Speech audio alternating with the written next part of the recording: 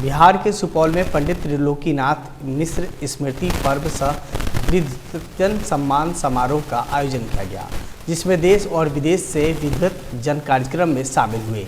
कार्यक्रम का शुभारंभ झारखंड उच्च न्यायालय रांची के न्यायाधीश संजय प्रसाद, कोसी रेंज के डीआईजी मनोज कुमार ने संयुक्त रूप से दीप प्रज्वलित कर किया, जिसके बाद लोक गायिका रंजना झा ने स्वागत गान गाकर अतिथियों का स्वागत किया है। कार्यक्रम के दौरान आचार्य पंडित धर्मेंद्र नाथ मिश्र द्वारा रचित धर्मो रक्षति रक्षितः ग्रंथ का लोकार्पण और कार्यक्रम में शामिल हुए विद्वान जनों का सम्मान मिथिला परंपरा के अनुसार अंगवस्त्र और पाग से किया गया। वहीं इस मौके पर संबोधित करते हुए झारखंड के न्यायाधीश संजय प्रसाद ने कहा कि राजा जनक की धरती मिथिला में आने का उन्हें सौभाग्य प्राप्त हुआ है। मिथिला की संस्कृति को बरकरार रखने के लिए इस तरह के कार्यक्रम का आयोजन निश्चित रूप से हर जगह होना चाहिए। उन्होंने कहा कि जहां धर्म है वहां विजय है। वहीं कोसी रेंज के डीआईजी मनोज कुमार ने आचार्य धर्मेंद्र नाथ मिश्र द्वारा रचित ग्रंथ की प्रशंसा करते हुए कहा कि मैथिली भाषा को बढ़ावा देने के लिए किया गया प्रयास सराहनीय है।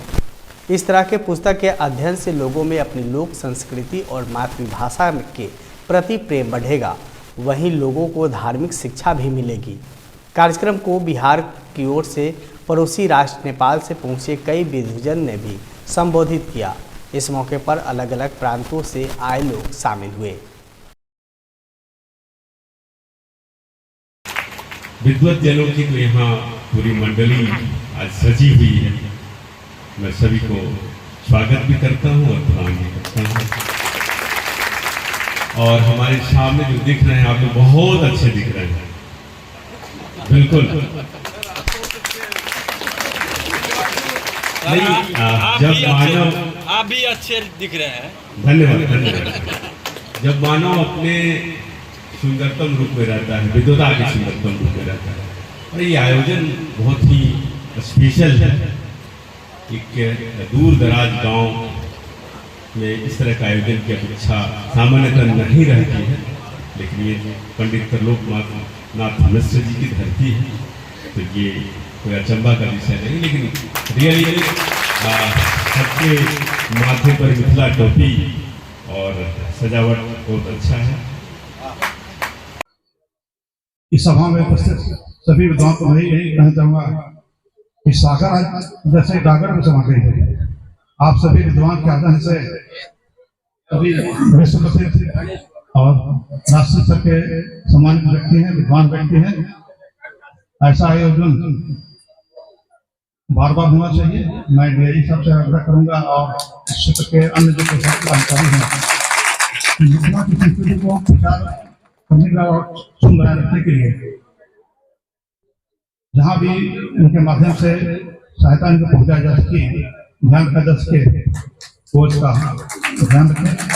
ये अंतर्राष्ट्रीय पंडित त्रिलोकीनाथ मिश्र स्मृति पर्व समारोह सह हमारे द्वारा 9 वर्ष के अथक परिश्रम के बाद धर्मो रक्षति रक्षितः ग्रंथ का लोकार्पण समारोह था, जिसमें यह अंतर्राष्ट्रीय कार्यक्रम काठमांडू, नेपाल, विराटनगर, ईरान, इनरवा, जनकपुर, सीतामढ़ी, बनारस, अररिया, पूर्णिया, कटिहार, भागलपुर, मधेपुरा, सहरसा, दरभंगा जिला अनेक प्रांतों से लोग आकर के, देश विदेश से, दुबई से, सिंगापुर के विद्वान आकर के इसमें भाग लिए हैं। और उसमें सबसे बड़ी बात है जो एक मंच पे 6 वाइस चांसलर जो हमारे विश्व के अद्वितीय विद्वान हैं, प्रोफेसर शशिनाथ बाबू इत्यादि, डॉक्टर सुरेश्वर झा इत्यादि, और जिस कार्यक्रम के मुख्य अतिथि हमारे बड़े ही परम श्रद्धेय स्नेही अग्रज के समान अग्रज ही उच्च न्यायालय के माननीय न्यायाधीश श्री संजय प्रसाद जी,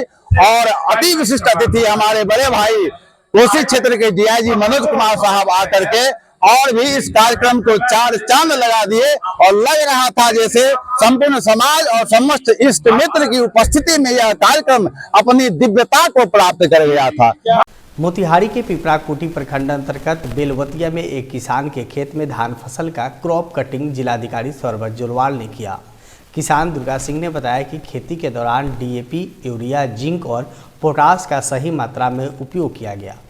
इस मौके पर जिला सांख्यिकी पदाधिकारी ने बताया कि कृषि के क्षेत्र में मौसमवार विभिन्न फसलों की उत्पादकता की जानकारी के आधार पर कृषि के क्षेत्र में भौतिक संरचनाओं का विकास, कृषि के लिए नई तकनीकी, उन्नत बीज में सुधारात्मक कार्य और उत्पादकता की जानकारी प्राप्त करने के लिए फसल सुधार कार्यक्रम अंतर्गत राज्य सरकार द्वारा कृषि वर्ष के विभिन्न मौसम में फसल कटनी परियों का आयोजन किया जाता है, ताकि इसके आधार पर उसे क्षेत्र के उक्त फसल विशेष के उत्पादकता का अनुमान लगाया जा सके।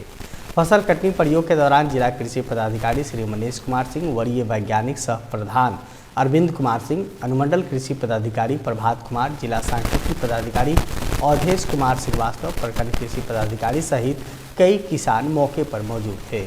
मझौलिया शुगर इंडस्ट्रीज में पेराई सत्र संचालन पर बीके बिरला ग्रुप के अध्यक्ष आर.के. गनेरीवाल, शुगर इंडस्ट्रीज के unit head doctor Jaiprakash Tripathi ने संयुक्त रूप से बैताल बाबा मंदिर परिसर और तौला काटा शिव शक्ति धाम और डोंगा पर पूरे मन योग के साथ पूजा अर्चना किया।